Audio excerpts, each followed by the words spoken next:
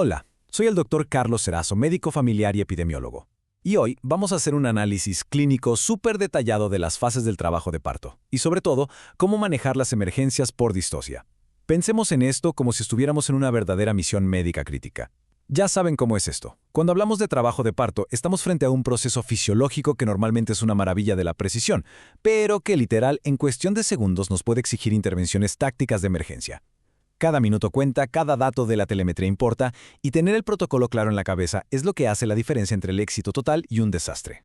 Para que estemos en la misma página, este es nuestro plan de vuelo. Vamos a repasar las fases del trabajo de parto, los protocolos de monitoreo fetal, cómo identificar cuando un parto se vuelve distóxico, y luego nos metemos de lleno a la emergencia por distocia de hombros y sus maniobras de resolución.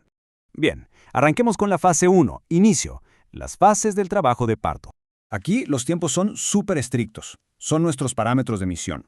Tenemos la fase latente, esa etapa de borramiento inicial y contracciones variables, que en pacientes nulíparas nos puede tomar hasta 6.4 horas. Todo bien hasta ahí. Pero ojo, una vez que cruzamos ese umbral y entramos a la fase activa, esperamos ver una progresión rápida en la dilatación. Ahora, si pasamos al periodo expulsivo y este se estanca por más de 2 horas en una nulípara, ahí es cuando las alarmas clínicas tienen que empezar a sonar con fuerza. Ese es exactamente el límite que nos indica que estamos pasando de algo totalmente fisiológico a un posible retraso obstructivo.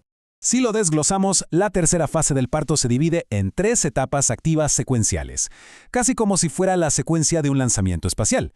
Primero, el motor arranca, logrando el borramiento y la dilatación del cuello uterino hasta esos esperados 10 centímetros. Luego, la fase de expulsivo, donde vemos el descenso y la salida del feto. Y para cerrar, el alumbramiento, que básicamente es la separación y salida de la placenta. Todo esto tiene que fluir de manera coordinada y exactamente en este orden. Pasemos a la fase 2, telemetría y monitoreo.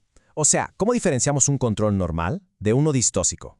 Bueno, según los protocolos clínicos críticos, es absolutamente indispensable checar la frecuencia cardíaca fetal al momento del ingreso.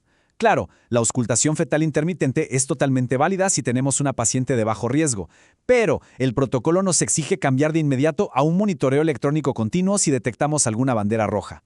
Hablamos de cosas como líquido amniótico teñido de meconio, fiebre materna, algún sangrado o si estamos usando oxitocina. Básicamente, esta telemetría es la que nos va a decir la verdad sobre cómo está tolerando ese feto el estrés de las contracciones. Y el punto clave aquí es saber contrastar la información. En un parto normal o eutóxico, todo es armonía. Vemos un descenso progresivo, una dinámica uterina regular y un feto súper estable latiendo entre 120 y 160 latidos por minuto.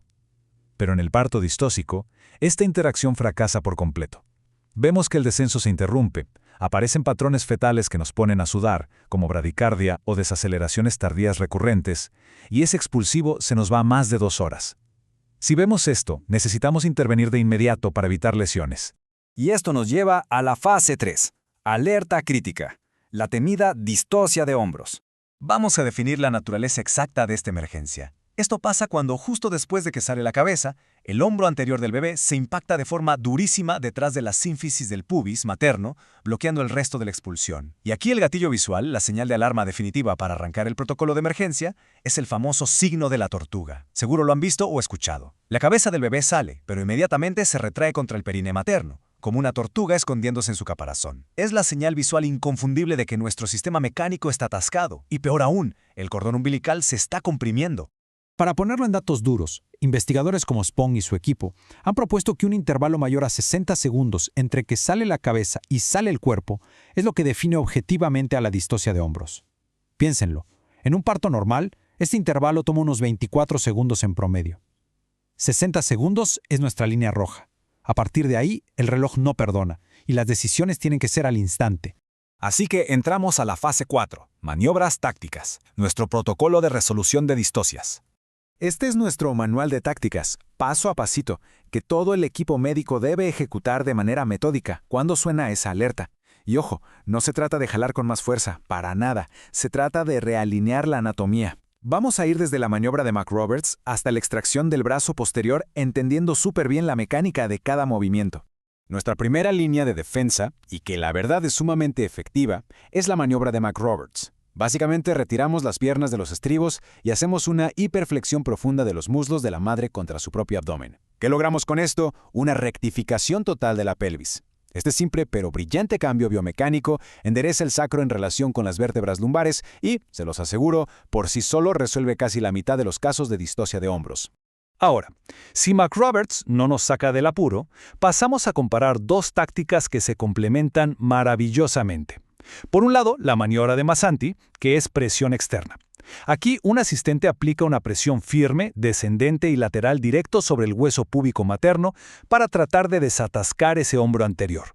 Por otro lado, tenemos la maniobra de Rubin, que ya es una táctica interna. El médico introduce su mano y literal empuja el hombro del feto hacia el pecho del bebé. La idea detrás de esto, colapsar un poco la postura para reducir el diámetro biacromial, o sea, hacer los hombros más angostos para que puedan pasar. Luego tenemos algo que mecánicamente es fascinante, la maniobra de tornillo de Woods. Esto requiere una navegación geométrica muy precisa.